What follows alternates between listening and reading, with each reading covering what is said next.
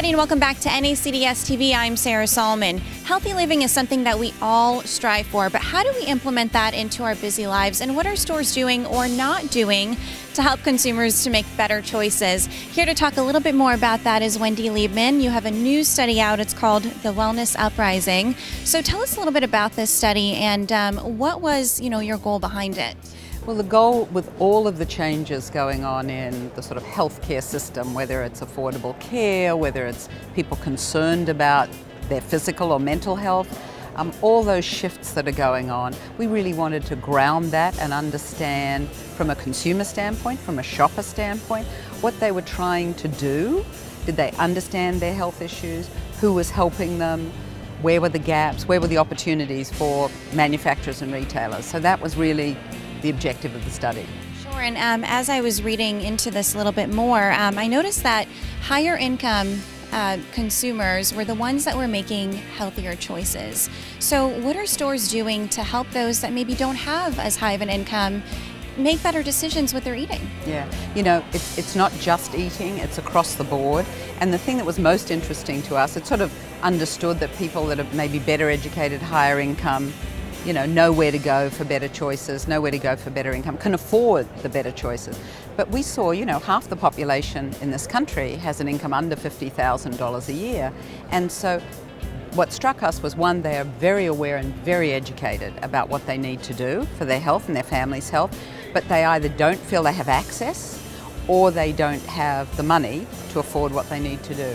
So one of the things that's really important with retailers is that, first of all, they create affordable options. And whether that's in health coverage, whether that's in information, whether it's in food choices, to let those shoppers know that actually you can afford to eat healthier, take care of your family's health in a more affordable way. Part of it is, it's also about how do I help them shop in an easier way? How do I give them the information they need or want to make these choices? Because sometimes it's not just about, can I afford it? It's, what the heck is the right product for me?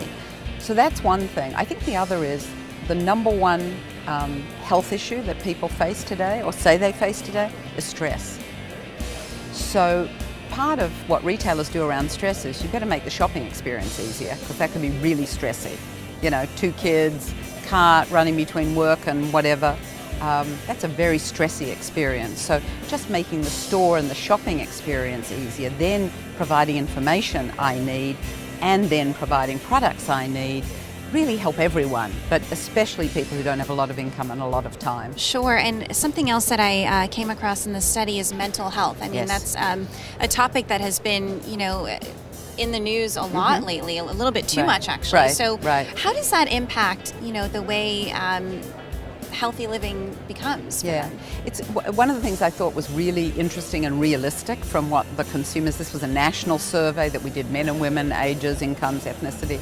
One of the things that was so interesting about that was that people were saying it isn't just about the physical health. We're living in an environment that really, we've got to have a more positive attitude. We've got to move. We've got to feel like we're in control more of what we're doing. And part of that is taking care of their family. So that mental health piece, not the extreme issues of mental health, but the everyday issues of, how do I feel better about myself? How do I feel that I'm doing a responsible job for my family? So there were those kinds of nuances around just feeling good about life when life is tough enough.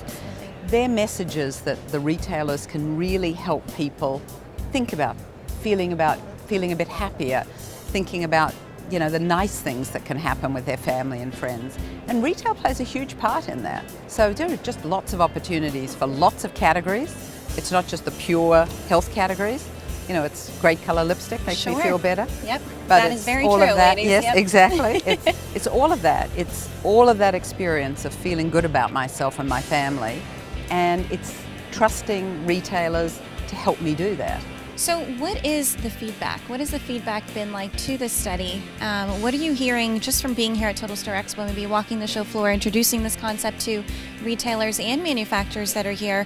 What are some of the comments that you're getting? I think one of the things that is really striking people is that even if you don't live in the pure health space, that you can be part of what we call this wellness uprising, because it's a holistic approach. It's not just about, you know, I've got a headache or I've got allergies or whatever. It's about my teeth. It's about, am I feeling happy? It's about, am I looking good?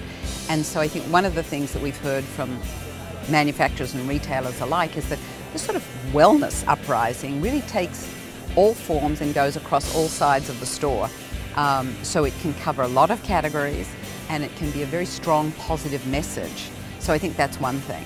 I think the other is that a lot of the companies really weren't thinking about stress, emotional stress, as one of the really key issues that people have to deal with today. They understand the economy, they understand all of those things, but they're not translating it to how they help their shoppers have a more stress-free experience.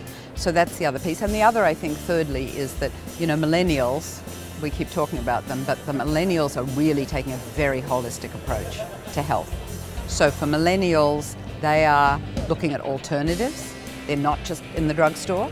And as we struggle to get traffic in the stores, these younger shoppers are going to other places. So we have to be very careful we create the right environment to keep them with us. Which is such a great point, because you know, I've noticed that now it's so much the consumer that's running the market, mostly millennials, as you mentioned. So, you know, these stores really do have to play into what they want, and no longer, you know, make their own choices as to what will work best for the consumer, right? So it's kind of like a shift in mentality for retailers and manufacturers as well. It is, and I think that one of the things we see mainly in millennials, but actually in other generations too, is one of the things about stress and one of the things about life at the moment is how can I get some more control of it?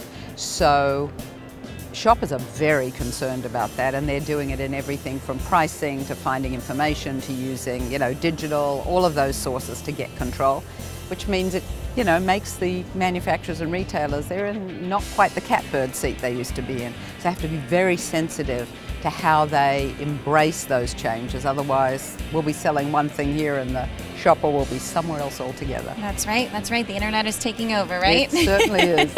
All right, Wendy, so where can folks learn more about the Wellness Uprising study? They can come to us at WSL strategicretail.com, and we are happy to have a chat to them. Fantastic. Well, thank you so much for sharing the study here with us at NACDS Total Store Expo in Boston. And I appreciate your time this afternoon. And for NACDS TV, I'm Sarah Solomon.